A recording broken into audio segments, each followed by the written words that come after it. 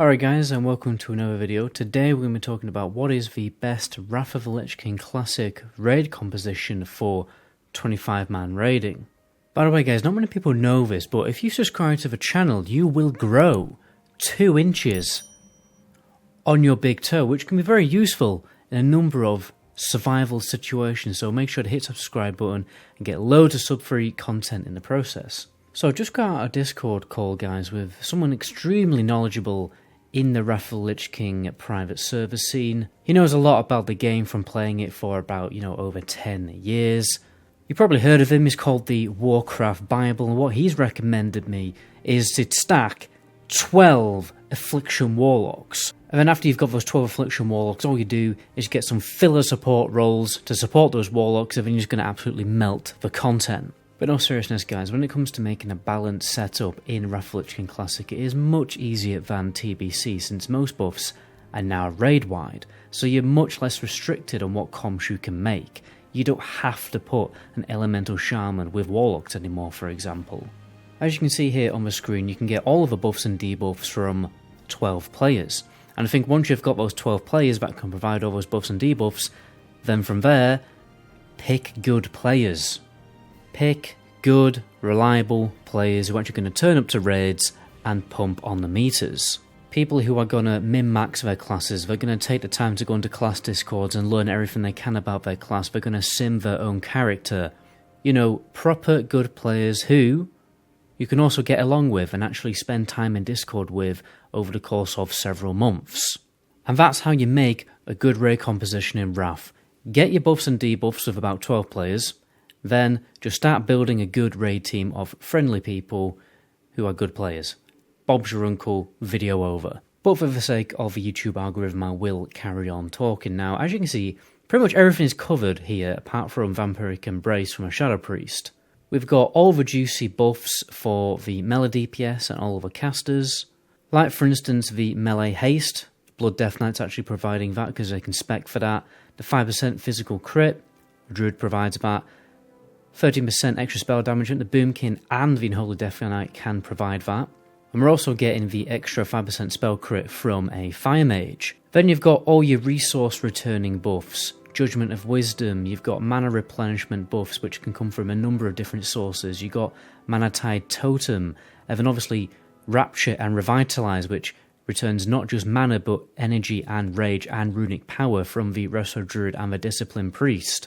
In my opinion, you definitely need all these bad boy resource return buffs, and then you can move on to the damage reduction abilities that are provided by a paladin like Divine Guardian, great raid cooldown and Blessing of Sanctuary.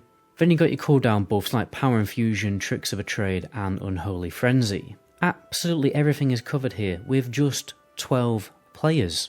And when it comes to filling the spots, if you are trying to min-max, you're trying to speed run or whatever, then you start picking the flavour of the month classes. To be honest, I'm not going to tell you what the flavour of the month class is, because I can only make educated guesses based on private server data for phases later than obviously the Naxxramas phase. We kind of know what it's going to be in Naxxramas, but for the other phases, it's all inaccurate private server data. It might be right, it might be not. We all did this before TBC actually came out. We made educated guesses of what is going to be the best raid comp for every single phase in the game, and things turned out to be very, very different. The YouTuber Rogues made a little video about this very recently, comparing what people predicted was going to be the meta comps, and then what actually turned out to be the meta comps. It's actually a very interesting video to watch. I recommend you to watch it. What is very likely is something like that is going to happen again. But this is the best educated guess I can give you, so early Wrath of the Lich King, it's DKs, Warlocks, Mages, Rogues, and Enhancement. We know that they're going to be good early on in Wrath. Then late Wrath, it's Warriors, DKs, Rogues, Mages, Feral, and Warlock. And obviously the Ret Paladin in ICC. And then you've got your A-tier classes, which is like Hunter, Feral, Balance, Shaman, Shadow Priest. They're just good pretty much start to finish. They're just not absolute top dogs. And then you've got your support B-tier, which is going to be the Ret Paladin and Arms Warrior for the most of Wrath. But like I said, the Warrior and Ret Paladin get much better later on, but Ret Paladin really have to wait until ICC. With obviously the exception of clear fights. I'm not really going to go into that in much detail. This isn't really a tier list for DPS classes at all. This is what I would consider like a fairly decent balanced comp for pretty much the whole of Wrath of the Lich King.